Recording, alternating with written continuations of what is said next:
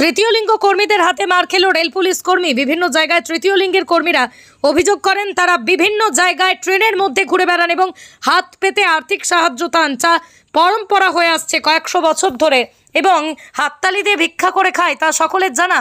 গতকাল হাওড়ায় ভোট দিতে গিয়েছিলেন এইসব কর্মীরা। কার্যত ভোট দেবার ফেরার পথে বিভিন্ন স্টেশনে তাদের উপর নির্যাতন করে আরপিএফ কর্মীরা। এমনকি বর্তমান রেল স্টেশনেও তাদেরকে কেস দেয় আরপিএফ পুলিশ, এমনটাই অভিযোগ করেন তৃতীয় লিঙ্গের কর্মীরা। শুধু তাই নয়, তাদের কাছে টাকা চাওয়া হয় এবং ভয় দেখিয়ে নানান কেস দেওয়া হয়। কার্যত আরপিএফের এইরকম অত্যাচার সহ্য করতে না পেরে তৃতীয় লিঙ্গের কর্মীরা নগ্ন হয়ে প্রতিবাদ করে বর্ধমান রেলওয়ে স্টেশন, শুধু তাই নয়, আরপিএফ অফিস ঘেরাও করে প্রায় ঘণ্টা তিনেক। পরিস্থিতি নিয়ন্ত্রণে আনতে রাজ্য পুলিশরা ঘটনাস্থলে যায়। শেষমেশ তাদের উপর চড়াও হয় তৃতীয় লিঙ্গের কর্মীরা। জুতো লাঠি দিয়ে মারধর করে তৃতীয় লিঙ্গের কর্মীরা। পুলিশকে মারতে মারতে প্ল্যাটফর্মের বাইরে নিয়ে যায়।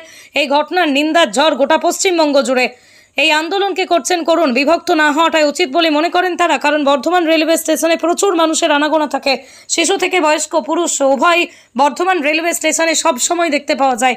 সেই জায়গায় এরকম পরিস্থিতি দেখা যায়। বর্ধমান রেলওয়ে স্টেশনে নগ্ন হয়ে গেল তৃতীয় লিঙ্গের কর্মীরা। এই কর্মকাণ্ডেই তোলপাড় শুরু হয়েছে বর্ধমান স্টেশন জুড়ে। প্রতিনিধি অত্রি চক্রবর্তীর রিপোর্ট, WB নিউজ 365। মুখ্যমন্ত্রী মমতা ব্যানার্জির কাছে আমার একটাই রিকোয়েস্ট থাকলো, এখন ইলেকশনের টাইম চলছে। কালকে আমাদের হাওড়া পৌরসভাতে আমাদের ইলেকশন ছিল, আমরা ইলেকশন দিতে যাচ্ছিলাম। হ্যাঁ, আমাদের কিছু ট্রান্স মেয়েরা ছিল যারা ইলেকশন দিতে যাচ্ছিল, তাদেরকে ওরা এবার গাড়ি পাবে না বলে তারা গাড়িতে উঠেছিল এক্সপ্রেসের টিকিট, তাদেরকে ধরে ওদেরকে ফোন করে আমাকে হুমকি দেওয়া হচ্ছে যে ওনাকে ডাকুন, কেস দিন। রেকর্ডিংও আছে আমার কাছে। লেখানো হয় কেস, আজকে ধরলো কালকে ধরলো, কেস লেখানো। আমরা যে লাগেজ নিয়ে আমরা যে বাড়িও যাচ্ছি, চাপ আসছে কেস দিতে হবে। এবার আপনি যখন কেসটা লিখতেন সিসিটিভি ক্যামেরার সামনে, হবে না, ফাইনটা নেওয়া হবে সিসিটিভি ক্যামেরার পেছনে, বাট ফাইনটা করে নিচ্ছে। বাট আমরা যখন বলছি আমাদের যখন ট্রেন মাসে একবার করে নিন, কিন্তু এমনকি রাত্রে ভিতরে ধরলে আমাদের সঙ্গে মানসিক টর্চার করা হচ্ছে। আজকে আমরা সবকিছু না সহ্য করতে পেরে কিন্নার সমাজ থেকে আছে সব দুঃখ নিয়ে এসেছি। শ্রী মাননীয় মুখ্যমন্ত্রী মমতা ব্যানার্জির কাছে আমার একটা রিকোয়েস্ট থাকে, যাবো না, আমাদের জন্ম মরণ সব এখানেই। আমরা কোথায় যাব? আমরা নর না নারী? আমরা অর্ধ নারী। আমাদের সেই মহাভারত। আমার কথা হচ্ছে, যদি হিজড়েদের ট্রান্সজেন্ডারদের কাজ যদি ইনলিগেল হয়, তাহলে পুরো ভারতবর্ষ থেকে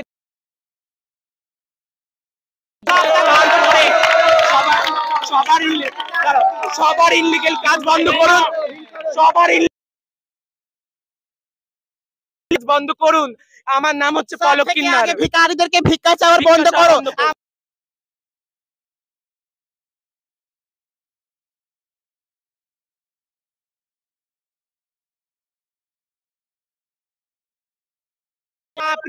পাবলিক ভাই আমার বেঁচে থাকুক, সমাজ ভাই বেঁচে থাকুক আমার। আমরা ভোট দিতে যাচ্ছিলাম কালকে মাননীয় মুখ্যমন্ত্রী মমতা ব্যানার্জি, আমরা কালকে ভোট দিতে যাচ্ছিলাম। ইলেকশনের সময় আমাদেরকে ধরে ধরে এরকম করছে।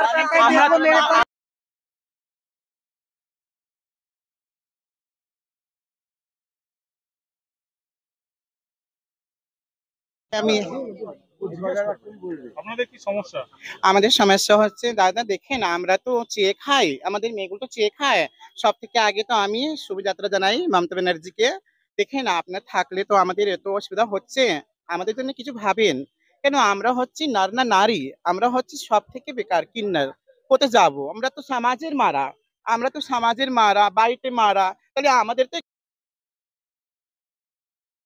তো আমরা চেয়ে খাই, আর ওনারা আরপিএফরা আমাদেরকে ধরবে।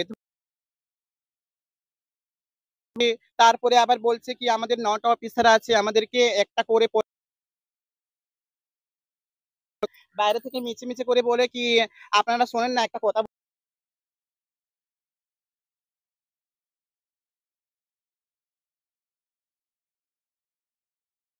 আছে, আপনি যা করবেন আমাদের জন্য একটু ভাবেন। আমরাও খুবই দুঃখী, কোথায় যাব? নমস্কার।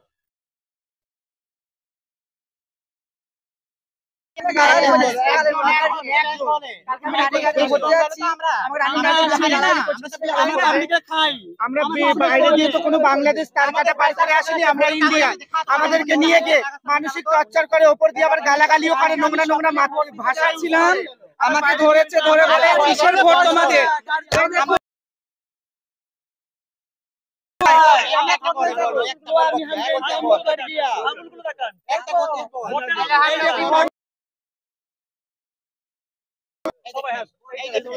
এই দেখেন আমরা ভোট